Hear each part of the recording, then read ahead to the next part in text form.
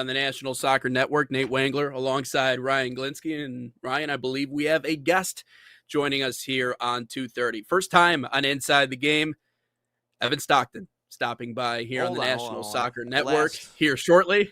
Last one. Sorry, I forgot to add him in the call. There, add him in. There No, we go. you're there good. We go. Sorry. All right. There we go. Sorry about that, Evan. We apologize. Welcome in. What's up, my man? Hey, guys. How we doing? Welcome in. That's not a bad little spot you got there. That's actually a good. You should have your own show. You got the March Madness and the Detroit and everything behind you there. That's good. That's looking good.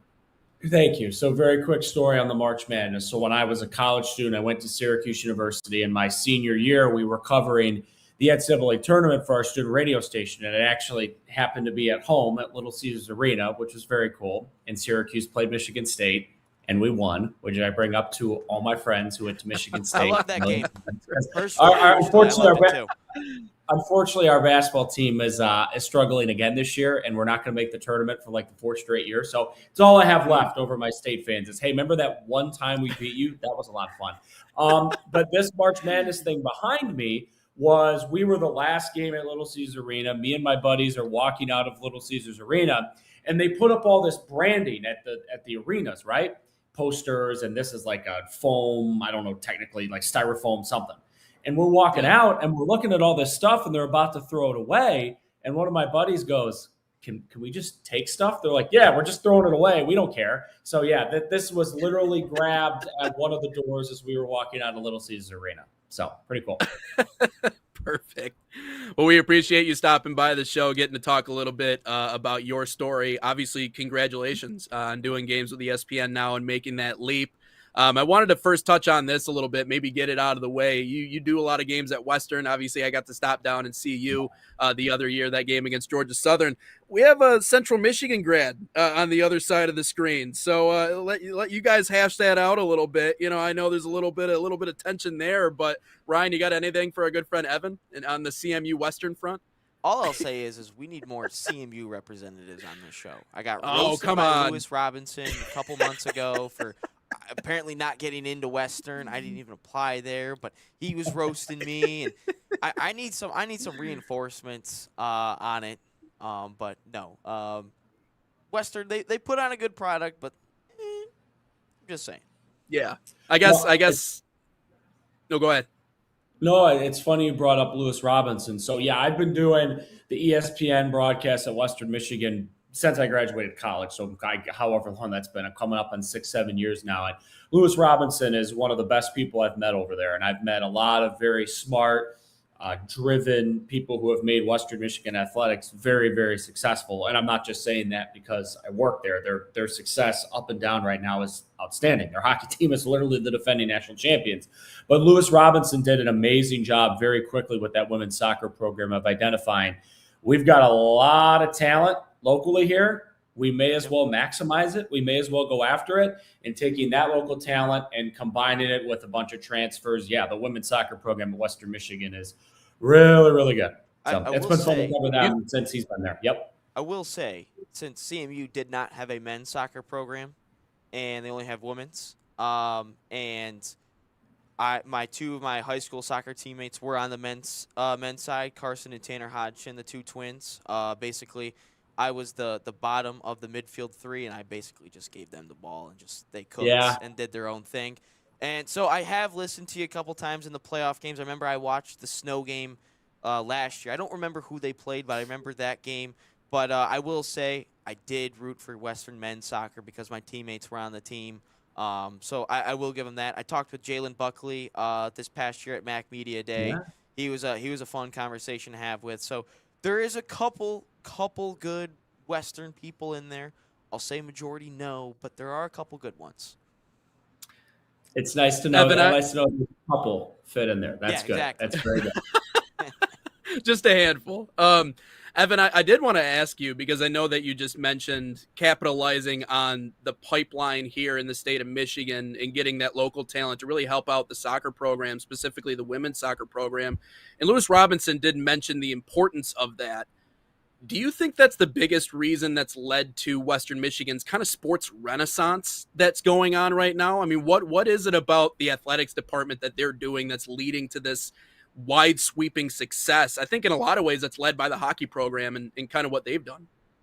Yeah, 100%. So it's like anything. It all starts from the top. So, I'm a huge Lion fan. Unfortunately, the Lions weren't very good for a long time because at the Right. top, the ownership, the people making the decisions weren't doing the decisions they made weren't the correct ones. Well, the last couple of years, a new regime has come in. They've been entrusted to make decisions, and they've done a very good job. At Western Michigan, the same thing has happened. Dan Bartholomew, the athletic director, has done an outstanding job with the people he has hired and brought into the program. And he's also entrusted them to lead the programs, and then he's gotten the heck out of the way. So, the people he's brought in recently, we brought up the women's soccer program and Lewis Robinson. On the women's basketball front, Kay Doctor, their team this year, basically half the team has gotten injured. They had so many injuries, they had to take a player from the volleyball team, move her to the basketball team, and she's not just sitting at the end of the bench in case they need her. She actually plays every single game. She's like the first big off the bench. It's craziness. But Kate's done a great job. We'll see if they end up making the MAC tournament in 3 weeks now. It's crazy that college basketball is that close to the end. But she's done a great job. So Dan's done a very good job with that. Yes, A. But B, Western Michigan has identified, hey, we're on the west side of Michigan. There's a lot of big, very successful athletic high schools within an hour driving distance of us. And also, we've got this great access. We're essentially halfway between Detroit and Chicago. So if we can go down to the Metro Detroit area, pluck some talent, we can go down to greater Chicago and pluck some talent. It'll work. So, and yet the hockey team is an unreal story at Western Michigan. The fact that a school like Western Michigan with a home rink that seats less than 4,000 people can compete with the Michigan State's, Boston Universities, these types of schools is pretty remarkable. And that's a direct credit to Pat Ferschweiler, their head coach. Fersch is a great dude. I don't know how long he's going to be there. They're getting a brand new rink in a couple of years. Maybe that'll entice him to stick around, but Fersch is already interviewed for NHL jobs. So, when that carrot is put in front of you, how long will you stay? But however long he's there, and hopefully the infrastructure he has built, Western Michigan hockey going forward. But to simply answer your question, it all starts with the top. And Dan Bartholomew and his leadership group have done a really nice job of identifying smart people to get the job at Western Michigan. That's what they're doing. Evan, I came across a tweet of yours this summer, and I'm sure you kind of understand what tweet that I'm going to be talking about. And it's about your journey. And it's the John Hamm quote, and I absolutely loved it. And obviously, you got your new arena football gig this year, which congrats to you. Then you had the ESPN college football start as well this year, and that's ultimately where your tweet came from. And I really think the tweet is impactful. But for the people who do not know what the tweet is about John Hamm, his quote, explain what it is and how that has impacted you and kind of helped you on your broadcast journey. Sure. So, I don't mean to toot my own horn when I say this, but I think I did most things right in terms of my broadcast career journey. I'm a third generation. I went to Detroit Catholic Central. You may have heard of that high school. It's a very successful high school in Metro Detroit. My papa went there. My dad went there. My uncle went there. Me and both my brothers went there. And then I got into the broadcasting club there, and I went to Syracuse, which is the big broadcasting school to go to. And I did all these things, and I climbed the ranks, and everyone was telling me there that I was going to do a great job when I got in the real world. And I just naively assumed, I'll graduate, and I'm the best guy at Syracuse, and ESPN's going to hire me tomorrow, right? That's how it works. It's not how it works. So, when I dove in and I fully identified, hey, I want to be a network guy because, I consider probably football and hockey my two favorite sports, but I truly enjoy doing a little bit of everything. And the best way to do that in our line of work in the play-by-play sphere is getting a network gig. So, to what you're bringing up, one of my favorite TV shows is Mad Men, and the leader of that show, the top actor, was John Hamm. And he tells a story about how, hey, when he moved out from St. Louis, I think he was 24, 25 years old, he was going to give acting a full-time shot. And he told himself he was going to do it until he was 30. He was never going to say no. He was going to take as many opportunities as he could. And if at 30 he didn't feel like he was where he wanted to be, he'd go back to St. Louis. Like me, he went to a all-boys private school in St. Louis. He's like, I'll go be a teacher there, and I think I'll still be happy, but I got to give this a shot. And then he picked his head up when he was 30. He was working on his first big film set, and he thought, okay, I think I'm going to do this. So I did the same thing, and I did minor league baseball for 10 years. I was going back and forth between springs and falls back home here in Michigan, and then summers in Syracuse. I went back there to work for the AAA team for 3 years. I was in Memphis, Tennessee 1 year. I was Fort Wayne, Indiana 1 year. I was all over the place. And there were a lot of times, lonely car rides, plane flights back and forth, where I'm going, is this leading to anything? Like, well, I'm working so hard. I'm reaching out to a gazillion people. I'm sending all these emails, making all these phone calls, trying so hard to find that little edge that makes me different from every other, Joe and Sheila out there who's competing with me. Is it leading to anything? And then this summer, I was fortunate to be added to the ESPN college football announcing roster. And I opened up the first email of the first couple assignments, and I was calling a game on my 30th birthday, which just so happened to be at Western Michigan, which is one of the places I've worked since I graduated. So, yeah, Ryan, I'm glad you brought that up. I've been, to be honest with you, stunned that so many people saw that tweet and resonated with it, because I think I tweeted it out at like the first quarter or something. I'm like, you know how it is. Like, I'm doing an event. I should probably put it out there. And I tweeted it out. And I was doing the game, so I didn't look at my phone. And then I looked at my phone after. I'm like, I'm going viral. What is going on here? Like, Dick Vitale replied to the tweet. It was very odd, right? Dick Vitale is best Did he college go, it's basketball. magnificent, baby? Did he do that? I know, the greatest college basketball announcer who's ever lived, and he's sitting in his palatial estate, wherever that may be, looking at my silly little tweet. So, but I'm glad you brought it up. And what I hope people realize is, maybe from the outside, people saw what I was doing and they're like, oh, Evan's got it made and he did X, Y, and Z. And I never felt that way. 98.9% of the time, I still don't feel that way, even though I get to do some really cool opportunities, and hopefully, things will keep progressing and I'll keep doing that. So I just wanted people to understand that this is really hard. People you may think have got it all going on, they don't. And at the end of the day, keep pushing, keep grinding, do what makes you eventually happy. And also know that there are a lot of people in the industry who feel the exact same way as you. And we can't reveal it because we live in an online world where everyone's going to put the best version of themselves of Instagram or Facebook or Twitter or X, whatever the heck it's called now. But that's why I put it out there. It's like, hey, this is what I worked hard on. Absolutely, I'm proud of where I'm at, but also anyone who may seize this, know that it was never perfect. It will remain not to be perfect. And we're all similar in this. And yeah, to your point, Ryan, I probably close to 100 people have let me know they saw that and they appreciated it. And I was stunned because I just put it out and I didn't think much of it. And here we are. So I'm glad you brought it up. Thank you. Of course. And to the people that are watching our show that might have interest in doing something similar to what you're doing, I heard the line once upon a time from a mutual contact of ours, Dan Hasty, obviously, who I do the minor league games with. But he said that, sometimes it pays to be lucky more than good, but you have to create your own luck in the industry. And you do that by sticking around and by being persistent. How important is availability for those who are chasing this dream? So this is going to sound like really harsh. Talent is less than 0.5% in this industry. It matters. Like you have to know what you're doing. And I would never name names, of course, but you look around the industry and you see who's doing some opportunity or something. You go, how'd that happen? How'd they get that opportunity? And where I went to college, it was a blessing and it was a curse because it was a great broadcast school. I learned so much, the foundation of things I still use to this day, what I will use on the air during my Western Michigan Akron men's basketball broadcast tomorrow night, I learned in college. But at Syracuse, the best people called the games. Like our whole goal as a senior class was, by the time you were a senior, to get the opportunity to go cover Syracuse Duke at Cameron Indoor, or cover Syracuse Clemson football or Syracuse Notre Dame football. And then I got in the real world and realized that's not how it works at all. What happens is connections and timing and fit and who you know and when you know them. So to Dan's point, what does that all mean as you're trying to climb up the industry? And sure, you may see some game and somebody doing something somewhere and going, well, how the heck did that happen? You'll never know the full reason.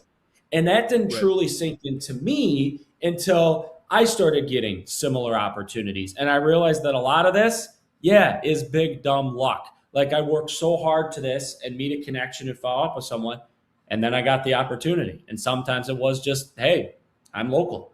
Or, hey, that I may work for a little cheaper than somebody who's got a wife and 3 kids and may need a few Yep. on the game Yep. check than I may need. So creating your own luck is certainly that.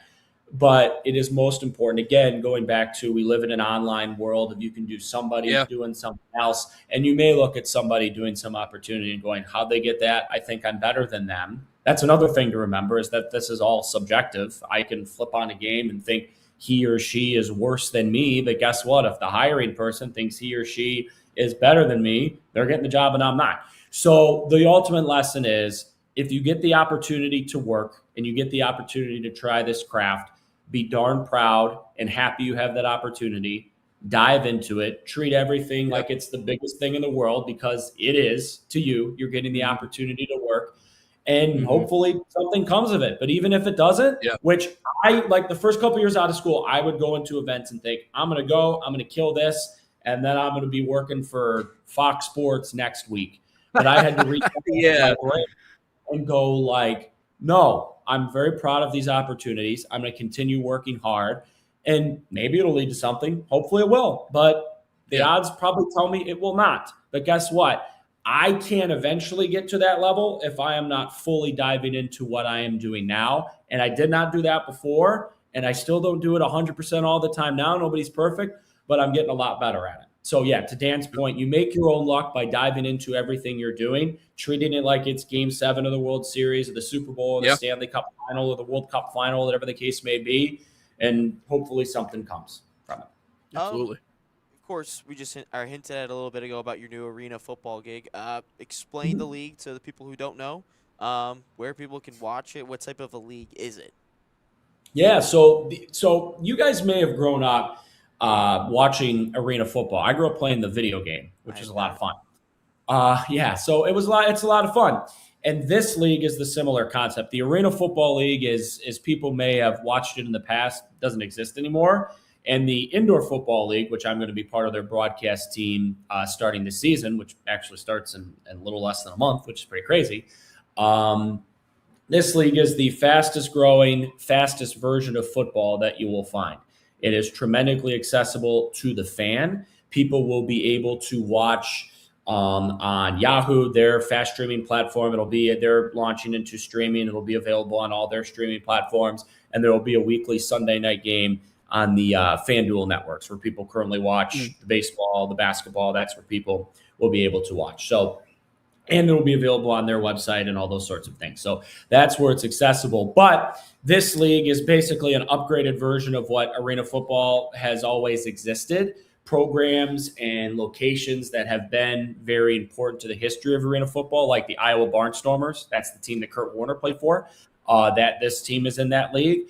And there has been a huge monetary investment in the league within the last couple of years to continue to upgrade. There's a team in Las Vegas. The family that owns the Vegas Golden Knights, the hockey team, they own that. There's a team that just moved from Worcester, Massachusetts to Orlando, Florida. The family that owns the Orlando Magic owns the indoor football team in Orlando. So as this league is to continue to evolve and expand and grow, the next leap in that is, hey, they basically did one national game in the past.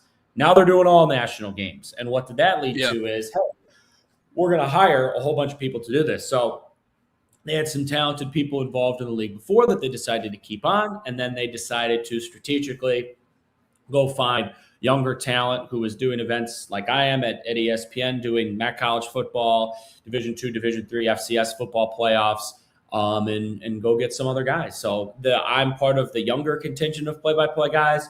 There's a guy you may or may not know. His name's Alex Cohen. He fills in on Chicago Cubs TV broadcasts. He's going to be doing some things. A guy named Nate Gatter, who does Westwood One, college football, college basketball. He's going to be a part of it as well. There's a nice mix of, younger, up-and-coming sideline reporters, analysts, stuff like that as well. So it's really, really cool to be part of something that is growing. We were just on a group call with everybody 10 days ago, and you can see the investment, the passion that is involved in this. and how quickly people think it can go. And selfishly, I'm just excited to see what the heck it looks like. And we're going to be having sideline reporters literally interviewing people like right after they score a touchdown, and it's going to be up and down, and it's going to be a lot of fun. So this is basically the best version of arena football that has ever existed, and they're going all in. So I'm excited to be like a real little small part of it. As someone who grew up watching Grand Rapids Rampage football at Van Andel Arena downtown, which was the most unhinged product you've ever seen in your life, I'm very much looking forward to what this league could potentially look like. I wanted to ask you one more quick question. I know Ryan's got one more to wrap us up here in our interview, but it is a broad question. What are you looking forward to the most in your broadcast career moving forward? Now that you've gotten onto ESPN, you've kind of crossed that off your list. I mean, what's the next goal? I think sometimes it's dangerous in this time of work, in this line of work, to be like, I want to call the Super Bowl, because there are so many things that have to come into play. I said I'm not going to name names. I'll name you a name. And this is close to me because I went to school with his son, Noah Eagle, who just called the NBA All-Star game yesterday. Ian Eagle is a remarkably good play-by-play broadcaster. He is remarkably quick-witted. He is very, very good at the fundamentals. He does everything. He's done NBA basketball for the Brooklyn Nets. Now he's one of the voices of the NBA. He's the voice of the NBA for Amazon Prime. He's done everything. I won't name everything because I'll forget something he's done. He's never called a Super Bowl. At least maybe he's done it internationally. He's never done a Super Bowl here in the United States. He may never do it. Of course, that guy deserves to do it, right? So I don't want to put on myself like, hey, I want to call March Madness, and then for some reason or another, like I get signed to a contract with some network that doesn't have the rights to that, and I never get the chance to do it. So, what I'm looking forward in my career is seeing what's next. And I'm very, very proud of what I am doing now, what I have done before, my versatility. I think that is very, very enticing to employers, because they could send me to a hockey game in Boston, and then they could send me to a basketball game in San Francisco. And I like to think that I could cover both with ease and work with everybody. But I'm just excited to see where it goes. I think there's some excellent momentum. Like in any line of work, you need momentum. And I'm very, very proud of the momentum that I've created for myself. And I'm just excited to see where it goes from here. I'm sitting here, middle of February 2026. And if I told myself at this time last year, hey, you're going to start doing college football games for ESPN, you're going to start doing college basketball games for the Big East Conference, you're going to be, the lead guy for you're going to continue being the lead guy for the MHSA football and basketball finals, which is coming up very, very soon. That's on the Inside the Game podcast. Amen. Amen. Yep. Amen. So I'm just excited to see where it goes from here. And I want to keep taking it one day at a time and not get too high or not get too low. And the next thing on my brain is, hey, Western Michigan, Akron basketball tomorrow. Everyone's talking about Miami, Ohio in the MAC, but I actually think Akron is very comparable to Miami, Ohio, and I think Akron could also make some noise in the NCAA tournament if they get there. So that's the next thing on my mind. Yeah, they are very good. Akron as well. Last question we ask everyone. If you could go to any concert to see any artist or band, dead or alive, who would it be? So that's an easy. Well, can I cheat? Can I say two, or do I have to pick one? Okay. So my two favorite are Kenny Chesney and Bruce Springsteen. I don't know if you can see which way. I'm doing this wrong. That way. That is the poster of when Bruce Springsteen played at Little Caesars Arena.